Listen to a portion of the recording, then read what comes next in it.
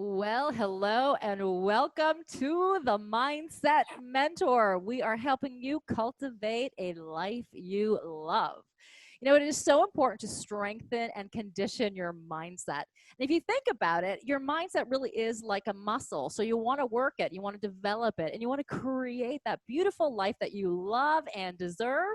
And I am so excited about today's show because you are going to hear from an absolutely extraordinary woman who is talented beyond belief, and who's going to share her story of determination and pursuing her dreams and not letting challenges derail her from really achieving super success. So I am so delighted to share with you my guest today, Patti Jannetta, who has a beautiful career that spans, 4 decades, that started as a teen sensation singing in Jesus Christ Superstar alongside Victor Garber. And then, listen, she created, a couple of albums, Juno nominations, and eventually led to an induction into the Mississauga Music Walk of Fame. Unbelievable, so talented, but also such a beautiful woman at heart, giving back to the community. Her giving is nonstop. She has a beautiful company called Music Makes Miracles, and Patti does make miracles. She also is such an active community member in her involvement in so many organizations. Trying to think of some of them here. The Mississauga Waterfront Festival, Ital Fest, Canadian Music Week, the Sick Kids Herbie Fund, phenomenal, and so much more. But we're going to delve into that, and we're going to, get to the heart of her beautiful story and her career. And how about we just say hello and welcome to my good friend, Patti Jannetta. It is such a pleasure to have you on the show today. Thank you so much, and thank you for that beautiful intro. I'm looking around to see who you're talking about. Listen, I could talk for another 3 hours and not be able to pack in all of your beautiful successes and everything that you've done. So it truly is an honor to have you here, and I want to acknowledge you for your huge contributions, and not only in the community, but you were also awarded the Brilliant Minded Woman Award, and the list goes on. And of course, most recently, your induction into the Mississauga Music Walk of Fame. So I want to talk about, first of all, how did you get the news that you were going to be inducted into this, and have your own beautiful star on the Walk of Fame? Okay, well, it was really strange because we had decided this year we were not going to have a Mississauga Music Walk of Fame induction. There was not going to be a nominee. I have actually been on the committee since the very first, since Jim Tovey phoned the three of us and said, I've got this idea. And we met him. I remember we met him at the Brogue in Port Credit, and we sat around the table, and he was telling us, I just really want to recognize some of the great people like Oscar Peterson and Ronnie Hawkins, people that brought musical notoriety and all the world looking to Mississauga for some great and inspiring people that had created the musical fabric of Mississauga. We were all for it, so we got together, and that's how it happened. And we had the first induction. Then every year we'd have the nominations come in, and the group of us would vet them, and we'd have a small ceremony and induction, and we'd put a new star in the walk in Memorial Park. And so as everyone knows, very sadly, Jim Tovey passed away in 2018, and he was the sole inductee that year. And a group of us stayed on, to help facilitate that induction, to make sure it was wonderful and a real tribute to Jim. And then we didn't know what we were going to do. Were we going to continue on? We thought, yes, this was his vision, and we're not just going to let it, disappear. So we decided we would continue on. So we formed a committee. Some of the past members and some had, been there for a while, and they thought they're going to move on, and added a couple of other people, and we then put 2019 on. And it actually turned out to be the biggest induction we'd ever done, because we had Phil X from Bon Jovi, Yes. and Cash John, and they have a huge fan base, and we had no idea that we'd be getting fans from California and all over coming to see Phil Egg. So, Awesome. So good. and our wonderful host, the Southside Shuffle, where we'd always had our ceremony take place within the Southside Shuffle Blues and Jazz Festival. They agreed. Oh yes, you have to continue. We did it, but nobody expected that kind of a crowd. We just weren't ready for it, but it was great. And because 2019 was so wonderful, we were really looking forward to 2020. And then, of course, COVID hit. Unprecedented times around the world and Canada. And so the decision was made that we wouldn't go forward. We would defer to 2021 because we couldn't have a physical induction. We really only took place within the Southside Shuffle. They were not going to, have a physical festival this year. But then they phoned us and said, we're going to go virtual. We are going to do a virtual festival, and we are going to give you a spot. We're going to give you 20 minutes within our virtual event to do the Mississauga Music Walk of Fame, whatever you want to do. Beautiful. So we thought, what a great opportunity to at least still keep our faces out there, the Walk of Fame, that we're still here, and maybe just to tell some of the history and who we were. So we said, thank you very much, we'll do that. So the committee decided we would strictly do the history. We'd talk about past inductees and, their contribution to Mississauga's music industry.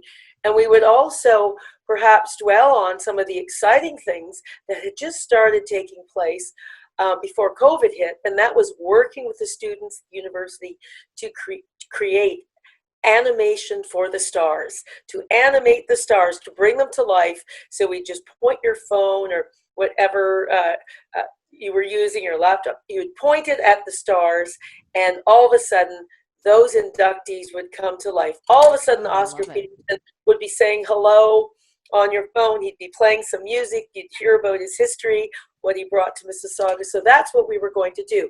And that's what I thought we were only doing. So then we had a meeting with the Southside Shuffle board and some counselors and people that were involved. And just when we were going to give our update on how we were moving along to do the history and to put together this video, two of the committee members, Dawn McVie and Cliff Hunt, said, well, can we just stop here because we need to interrupt the meeting? And everybody else knew what was going to happen except me. So at that point, they said, well, Patti, you haven't known, but we took you off the committee this year. You've been working, but only as a volunteer. You haven't been on the committee. And that was so we could, because we know that you've been nominated every year, but I would never accept the nomination because I worked on the committee. And I would never think that would be, the proper thing to do. And they said, well, you're not on the committee. We've gone behind your back to everybody. You've been nominated. You've been nominated. Yeah. You've been vetted. It's all done. You are this year's inductee, and you have nothing to say about it. Oh my gosh! So a complete and total surprise. Cried in front of some strangers, And I was overwhelmed because it was just shocking and just and that's how it happens. It's kind of a long story, but I had to let you know. It's perfect, and tears of joy, and so well deserved, and so it's such a beautiful thing. And I think it really is perfect because your first band was called Full Steam Ahead, so you still went full steam ahead with everything despite all these challenges this year, and such a beautiful thing that has come out of this.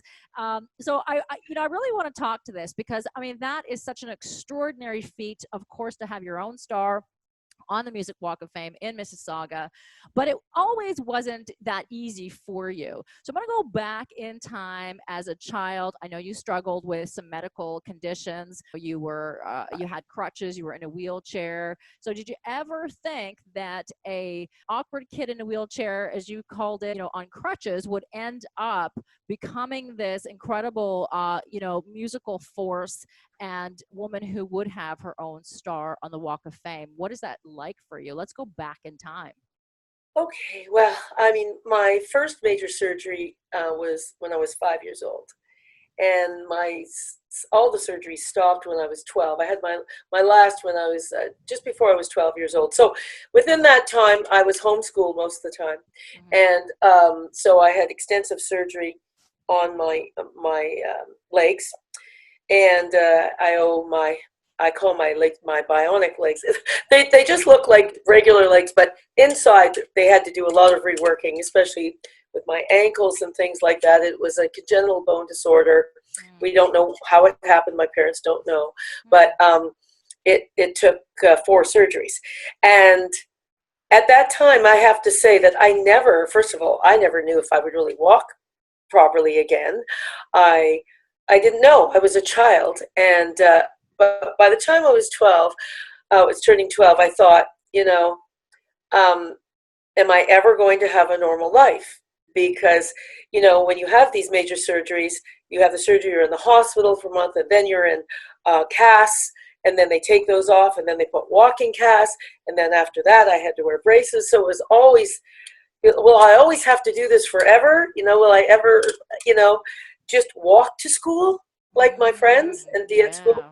So thankfully, I had one of the best surgeons in the world, Dr. Robert Salter, and probably the reason why I do so much for sick kids, and that why I'm on the Herbie Fund committee at Sick Kids and things like that, because I've always wanted to give back.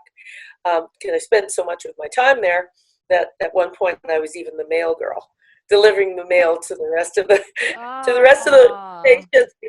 Anyways, jumping forward, during the time from then until I got over that awkwardness, what it had sort of done to my psyche, and just becoming more positive about everything. I had decided I wanted to be an artist. So my parents were taking me for special art courses downtown to the Mirvish Three Schools of Art. And I thought I aspired to one day go to the Ontario College of Art. And then high school, I auditioned for one of the first schools of the art at Vincent Massey, and I got in. I was at Burlethorpe, and I moved to Vincent Massey, and there I was taking art classes, but also music classes, and trying to learn how to play French horn. But I got kicked out of that class. I was I was so bad. Oh, There's no funny. words to describe it. No. It you know, it, I I love won't it. even, they had to, for my own good, they had to ask me to leave. Anyways, but I did pursue the whole singing thing, Yeah. and I loved it. I was in the pit band, the lead singer in the pit band, played all the assemblies, and then in the final year, not the final year, I still had one more year to go. So but in grade 12, they decided they would let the group of us write our own rock musical, as opposed to doing the usual HMS Pinafore, things like that. So we wrote a musical called What's Wrong World, all full of teenage angst and anti-establishment, all that. But it actually turned out to be quite good, and it toured Toronto high schools. And Wow. and during one of the nights that we did it, the one of the girls, Susan, in the cast, her brother came to hear her sing. He happened to be an on-air personality at Chum AM, and he came backstage and he said to me, "You are going to be a singer." And I said, "No, I'm going to be an artist." He said, "No, actually, listen." He said, "If I send you to an audition, will you go?" And I said, "Yeah, okay, I will." 3 weeks later, he phoned and he said, "I'd like you to go to here at this time for an audition." And he said, "Just make sure you have, a piece of music." And I said, "Absolutely." So I took my friend, we sang together at school. His name was Roy. We both went, took the subway down there, and that was a big deal. Have never done that before. Wow. And Brave. Very brave. Very knocked on, courageous. he knocked on this door, and the door opened just a crack, and this guy said, "Hello," and "What are you here for?" We said, "For audition, to audition." He said, "The auditions ended 15 minutes ago." And we said, "Oh, we took the subway from Etobicoke." So we went, "They took the subway from Etobicoke." And we didn't know he was talking to, but somebody yelled down, "Let them in." So we came in. He said, "Stand on that light and sing." We did. We sang "Helpless" by Crosby, Stills, Nash and Young. And at the end of that, all the lights went on. we were in the Global Theater, Mm-hmm. and the producers were sitting up above, and that was like John Broward, who went on to do Canadian Idol, and a bunch of Wow. other producers. Yeah. And it said, "Come on back on Monday, kids. You're in the show." And what are you gonna? The fellow that let me, the guy that let me in, that said auditions are closed. That just happened to be Bob McBride from Lighthouse, the lead singer, and the one who yelled down and said, "Let them in," was Bill King. So Wow. went on to, it was unbelievable. So that's how it started. Another long story, but that's how it started. It's a But all of a sudden, beautiful story that took you on a path that you didn't know that really that's where you were heading. You were wanting to be an artist. And I think that's perfect, and it's so indicative of life. Sometimes life shows up and it takes us in a different path that the right people show up, I think, at the right time to help you and to bring you towards your life purpose and towards your greater good. And I think it's so important for us to sort of tap into that. Now we have to take a small little break right here on the Mindset Mentor. You're listening to the Mindset Mentor on Saga 960 AM. We're going to be back with more Patti Jannetta and listening to her outstanding success and her story and her journey on what it took to actually get to this point of being inducted into the Mississauga Music Walk of Fame. And very recently, by the way, that was like literally days ago, right? So such a huge honor. And before you listen to the break, we're just going to throw it back in time and listen to Patti's Juno nomination, Party Girl. Have a listen. Oh, the beat of the street, it's calling me and I want more, oh yeah. It's the excitement that I feel every night when the city comes alive. I want to go where I can dance, babe, and keep my body moving all night. Oh yeah. I want you to know you're messing with a city girl, and the city girl is doing alright. I want you to know you're fooling with a party girl, and this party's going downtown tonight.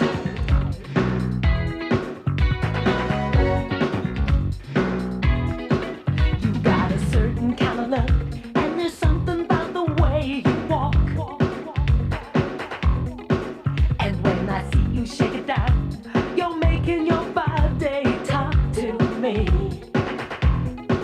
Yeah, there's a feeling that I get every time the music takes me away. And the closer that I get to it, the more I wanna stay. Hey, hey, hey. I want you to know you're messing with the city girl, and the city girl is doing alright. Want you to know you're fooling with the party girl, and this party's going downtown tonight. And welcome back to the Mindset Mentor on Saga 960 AM. We are having a phenomenal day today with the outstanding Patti Jannetta. She is a singer, songwriter, performer, and so much more. She's working on a theater production as well. We're going to talk all about that. Such an incredible journey. She was recently inducted into the Mississauga Music Walk of Fame. Such a high honor, and certainly a career that has spanned from a singing sensation as a teenager to a Juno nomination, several albums, and it's so exciting to be able to see that progression. So, being met with challenges as a young girl, Patti, you had a medical condition that caused you to be on crutches and in a wheelchair. And so from that point, you just continue to propel yourself forward. I love your determination and your resolve to just keep going and the belief that you could do anything. I know that it was Ronnie Hawkins that said, it is a tough, tough business, and you are not a quitter. And I think no. that really has lasted throughout the decades, and the work that you continue to do now, not only for your own career, but for new artists and the community of bringing music together into the masses and inspiring others, is truly extraordinary. So again, I am so honored to have you here on the show today. Well, thank you so much. Those are really lovely things you're saying. It's just been my life. So I don't know about you, but sometimes it's just really difficult to stop and actually look at your life because you're living it. And for myself, it's always had to propel myself forward because there wasn't really any time to look back or sit around. Once it started, once I was in Jesus Christ Superstar, it just seems like it just snowballed into one thing after another, unexpected things, being just at the right time, right place at the right time. In Vegas, we played opposite Elvis and Gladys Knight and Wayne Cochran, and Rip Torn was my neighbor in the townhouses we stayed in. And then we went to the Aquarius Theater in LA. We met all kinds of people. We were living at the Hollywood Hawaiian where Rod Stewart was staying, in the Stones, and we did an album at MGM where I had my first solo. But imagine they let me lay on the couch in the big studio and watch Carole King record, and I was so young. I was a minor. I wasn't really allowed to go anywhere. You had to be 21. I was 17. So I had to stay backstage all the time. But there were certain places I was allowed to go. And I will say that about 4 months into the whole tour, in a show, they got me some ID that got me other places. So I shouldn't really say that, but they did. Yeah. So you became that party girl that you sang about. There you go. Yeah. So I just got such a education in the business so young, unexpectedly, that I kind of had to come up to that. I had to bring myself up to those moments and not even think about it. You can't be afraid because you're in a show and you're going to be in a big theater in front of 1,000 people. You just have to do what you have to do. And I think I've just always been like that since. I've always thrown myself into the moment. So happy that I was living the life I thought I might never, and I even said to myself, I'm going to dance one day on these legs. And I did. I took choreography, I took dance lessons, and in my first video on Much Music, Party Girl, I was a lead dancer with 50 dancers behind me. Unbelievable. So that's extraordinary. I saw the video, I saw your moves, and you're great. So, it's really, it's so inspiring to see that, when I watched that, I was like, how could you have even had any issues with your legs? Because you obviously were just so phenomenal, and it looked so easy. And that's the thing that I think a lot of people believe and see when they look at other people's successes, is that we just believe that, oh, it's easy for them and I can't do it because I have all of these challenges. But I think that your story is so beautiful for the inspiration and the motivation that others can gain from seeing your experience and knowing that, yeah, you had some serious challenges, but you just kept going and didn't let that hold you back. I think that's really important in life. And again, to just, continue to move forward. So as a young girl, I can imagine. So a 17-year-old now whisked off to another country. So you're now in Las Vegas, you're in the States, and imagine your family not probably, close by, and in a very competitive industry. I mean, cutthroat, really. And I would say, probably, male dominated, correct me if I'm wrong, but what really, did you ever at one point go, wow, like how did that even happen? And how did I manage to get past that, or just to maintain that strength? There were difficult times for sure. Sometimes I just said, really? Because incidents would happen where, they say for so many doors will close in your face. It happens to all of us. And I always tried to say, for every 10 doors, maybe one will open. And I try and be positive even about the things that I didn't get. and say it's a lesson. It's always a lesson. It's a lesson, first of all, in humility, because why should you as opposed to someone else? Maybe they're better for that part or anything. Don't take it personally, Yes. you know, but just keep working hard. Just keep working hard. And I had to overcome quite a few things, because not only did I have the leg issue, but they shot me full of tremendous amounts of cortisone to knit my bones.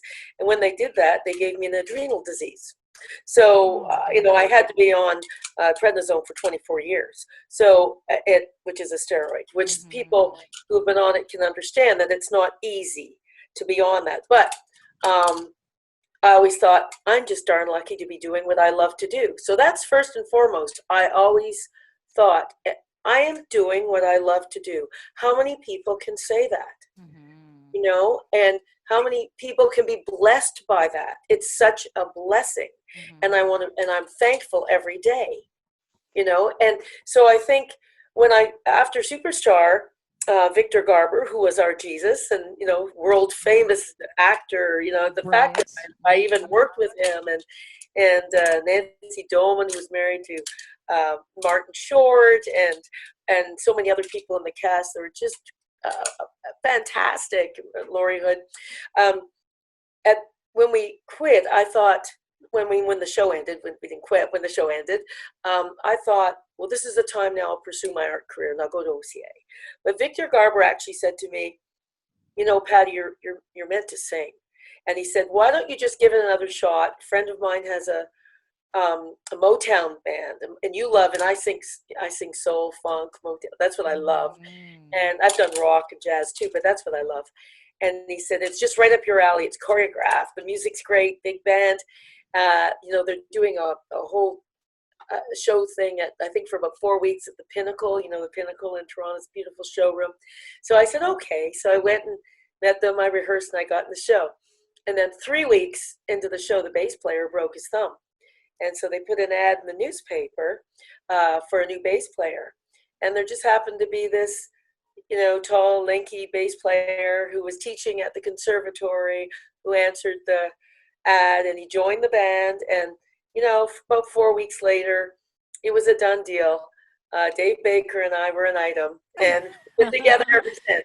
Wow, congratulations. Yeah. Met Dave in that band, and he's been my bass player forever, except when I'm on tour or on the road. You know, I think that's such an extraordinary story. And I know he was really instrumental in allowing you to pursue your dream and your passion in music.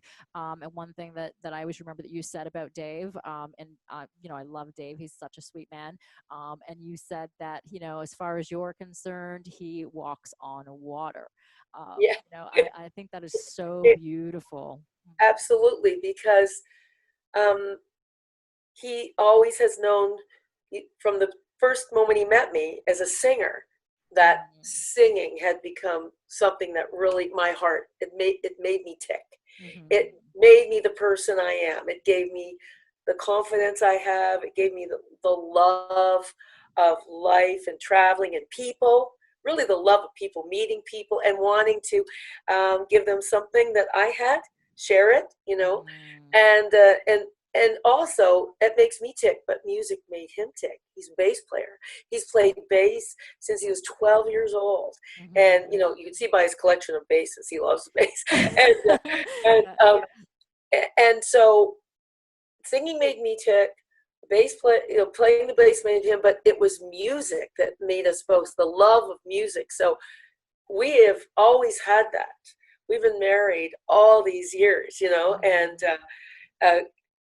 the fact that we still play music together and we still enjoy it, we can still sit around in the night when there's only him and I, and he'll pull out his acoustic guitar and I'll just sing, and we'll sing songs that we used to sing since we were like, you know, 18 when we met, you know, like met him when I was just 18 and a half. Beautiful. And I believe the two of you just collaborated on a virtual concert as well. Do you want to tell everybody about that? Yes, we did. It was for Rise Up Mississauga, and they had chosen 11 singers to represent the 11 wards of Mississauga, and all the councillors had introduced the ward. It was hosted by Mayor Crombie, by Bonnie, and the Mississauga Arts Council, and a number of people contributed. And so they asked me to sing Somewhere Over the Rainbow. And it was a song that I'd never sang before because honestly, I never thought I could do that song justice. I'm Wow, such a Judy Patti. Garland fan and such Mhm. a fan of that song, an iconic song, Mhm. that I said, no, I'm forever just going to listen to that song. But then they wanted me to sing it, and my um, wonderful musical director, who's also been a keyboard player, and for 30 years we've been Mhm. working together with Dave, him, and a guitar player. We've been together a long time. We work with other people, but that core, we're like family. So Mhm. he was in Nova Scotia, and so I called him, and he has a studio there, and I said, they want me to do this, John. What do you think? He goes, let me work on it. I'll come up with an arrangement in your key. So about 2 days later, he sends it to me, and Dave starts playing it on his acoustic guitar, and I'm just going through it, and I went, oh my goodness, I can sing this, and I love it. And why haven't I been singing this, you know? Wow. And so Yeah. we did it, and we did it in 5 different studios because of COVID, Mhm. of course. So Mhm. John in Nova Scotia, Aaron, our drummer in Toronto, Danny in Richmond Hill, me in Mississauga, and Dave in another Toronto studio. So, and then they mixed it all together, and Gabrielle LeBanc came, masked and everything, and did our film part, and everyone else had people film it, and it was Beautiful. great. And now we know how to do it, so we learned Yes, to do it. and I gotta tell you, you absolutely did it justice. And I think this is a good time to take a break and have everyone listen to Patti Jannetta singing "Somewhere Over the Rainbow." Have a listen.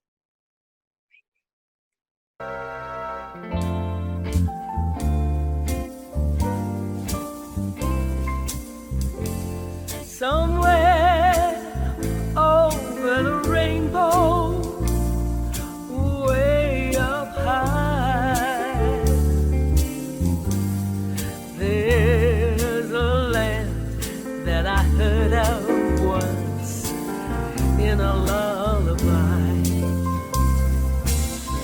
Somewhere over the rainbow, skies are blue,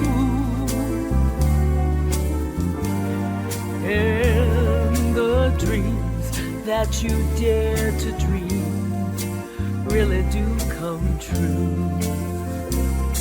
Well, hello and welcome back to the Mindset Mentor on Saga 960 AM. We are having an absolute soulful conversation today with the extremely talented, outstanding singer, songwriter, and performer, Patti Jannetta.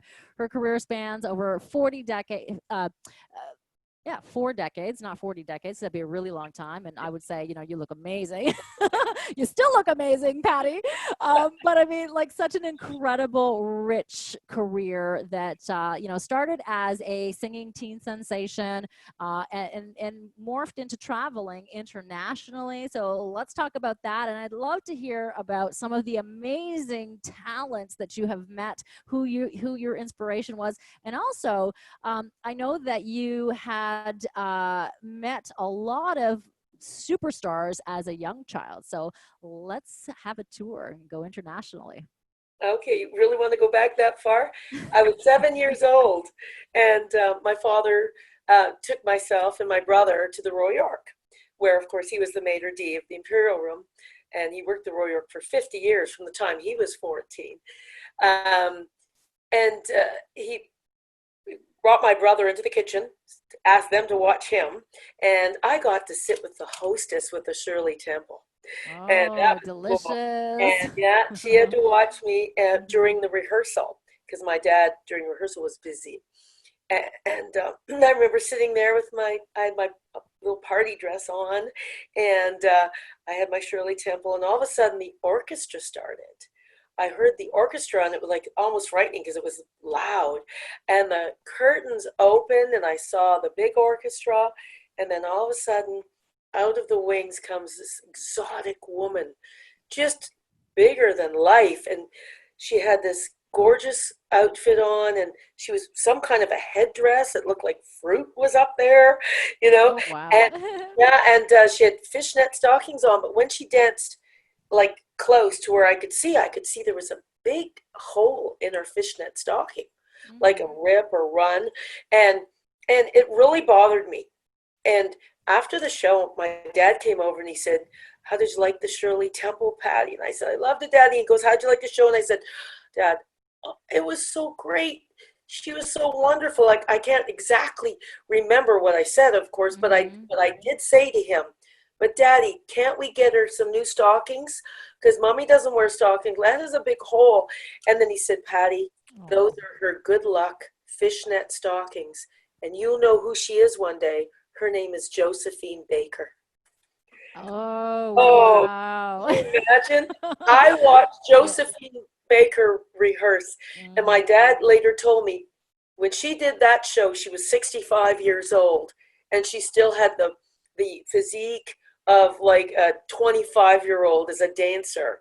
And sang like a bird. Yeah, and her lucky stockings. She still had her lucky fishnet stockings. Lucky fishnet stockings. So that really started it. I always remembered that.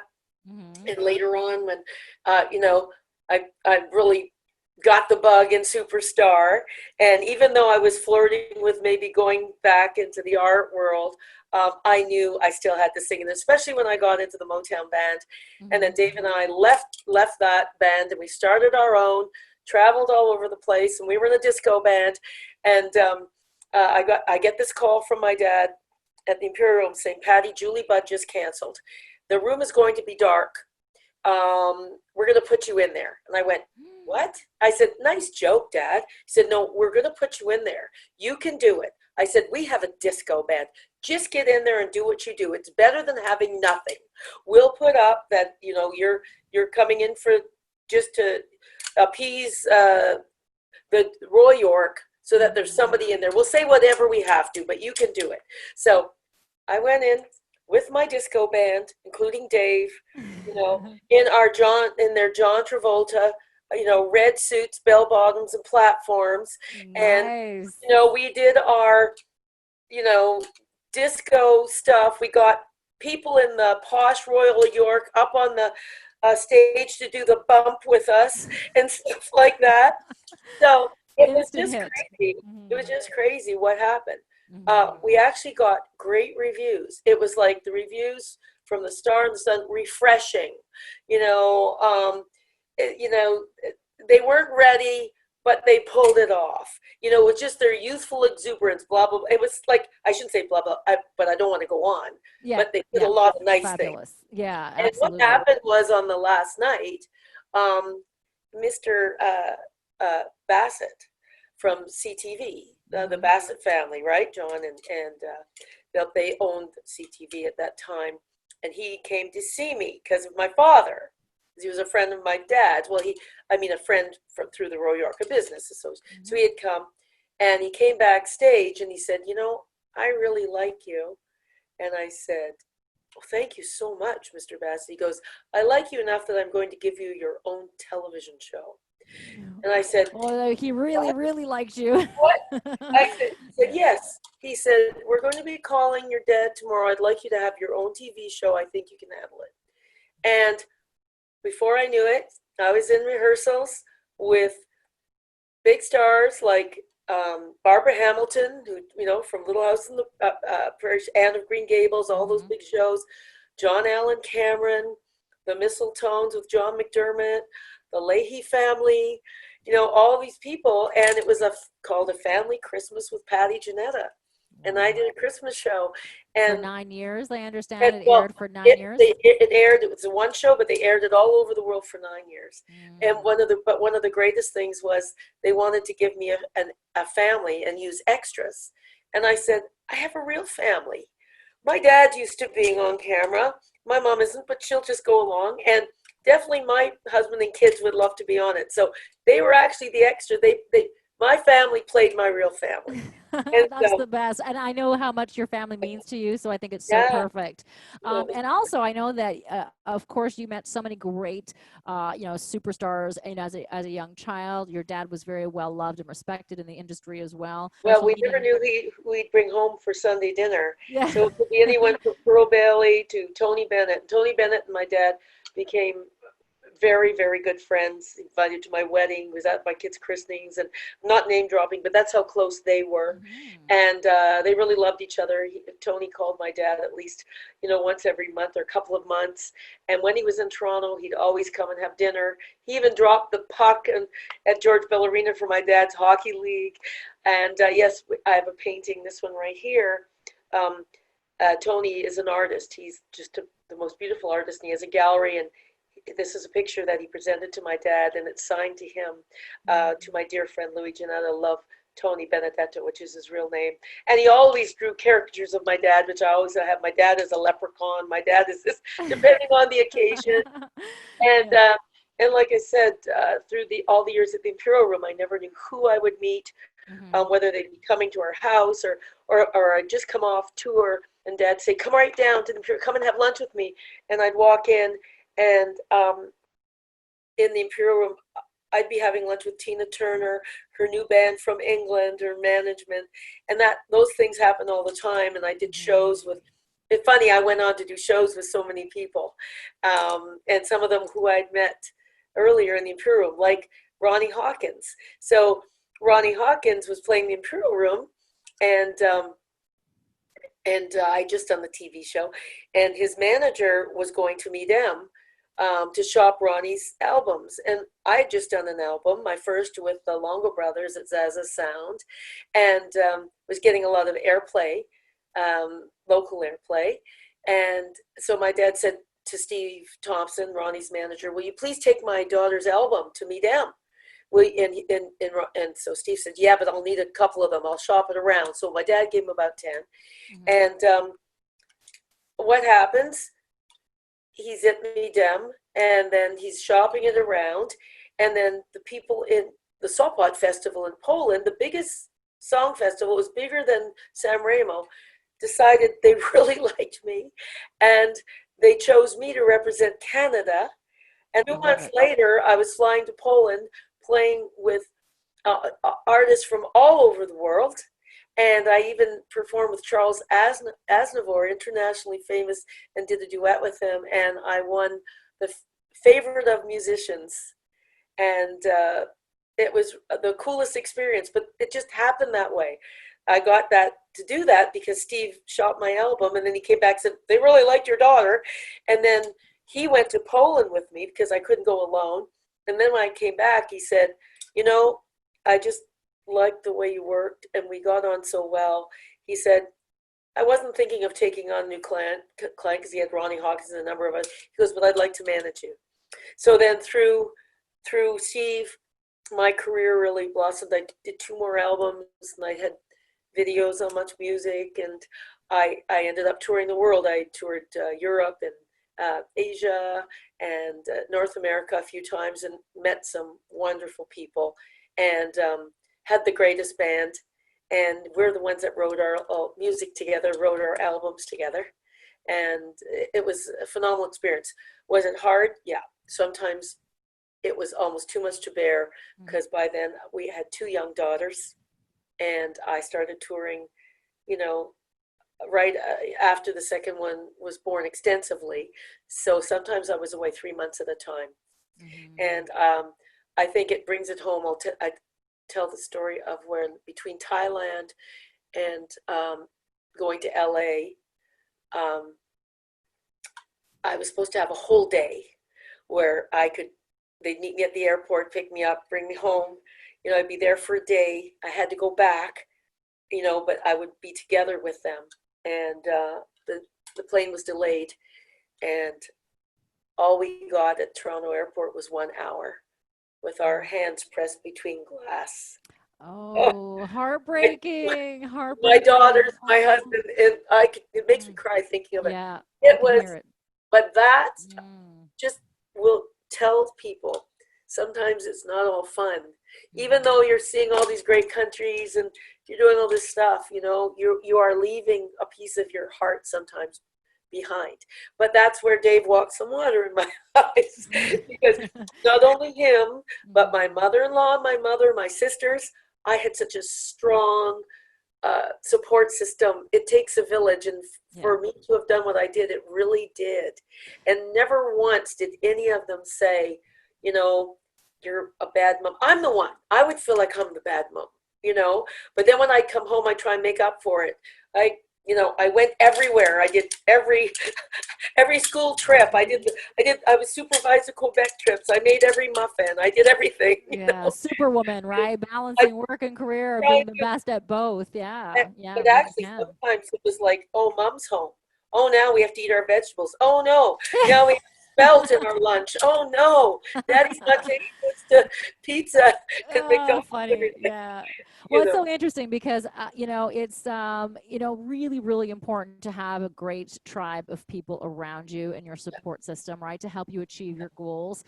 It can be a really lonely ride to the top, right? And so I think it's so important to have that support. And of course, you'll lose some friends, along the way, or people that are just maybe not able to move with you on that path. But there are people who can absolutely really bring out the best in you, and I think it's important to be open to that and to recognize that. So really great. I love to hear that you had a really strong support system, with your family, and of course your parents as well, and now your grandkids also. The family's continuing to expand, so that's a beautiful thing. Yes, as we well. have 6 grandchildren, so each daughter has had, and son-in-law has had 3 each, and I can't even tell you what a blessing that is. I think it's the best club in the world, grandparents club, And I mean, love it.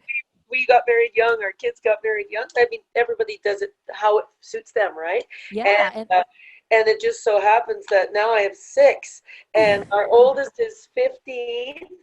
And he's 6'2", and our youngest is 20 months. So I mean, and they all go down like everything in between. I love that. So we unfortunately are out of time. So is there one last thing that you would like to share with everyone to inspire them and to help them have a little bit of that incredible determination and mindset that you had, that you can do anything? Well, I would say no matter what that you want to achieve in your life, even if the going gets tough, always believe in yourself. And it's not always going to work out maybe the way you want it, but try to, I think, do as much as you can. Like if you're a singer, if you want to be a singer, sing everywhere you can. Don't just hole up in your room, and record out. Try and get out there in front of people, because you can become a superstar overnight, but not everybody can, right? And it's try and be the 360. Learn as much as you can about what you want to be good at, because you'll have a way better chance. And if you pigeonhole yourself into just one aspect of it, maybe you can't get that job, but if you've learned all kinds of things about what you love to do, you'll get it somewhere else. Because I've just seen a lot of people give up, is what I'm trying to say. Don't give up. Try your darndest. And I know it's really hard these days, in the days of this unprecedented times, but it also gives you far more chance to learn at home. And don't ever give up on yourself. Yes, we are all, I believe, lifelong learners, and I think it's so important to let your inner radiance shine and stay true to who you are and what you love. And I think that the rest will unfold naturally for you, even though it takes you in a different direction. Sometimes you're going in the right direction. So I want to say thank you so much, Patti Jannetta, my friend, for being here on the show and inspiring so many people. And thank you for such a beautiful, soulful heart, and for inspiring others and the work that you do for the community and so much. So again, I thank you for being here. Well, thank you for having me, and I feel exactly the same about you and what you do. And you're an incredible person, and thank you for today. It was just like being in your front room.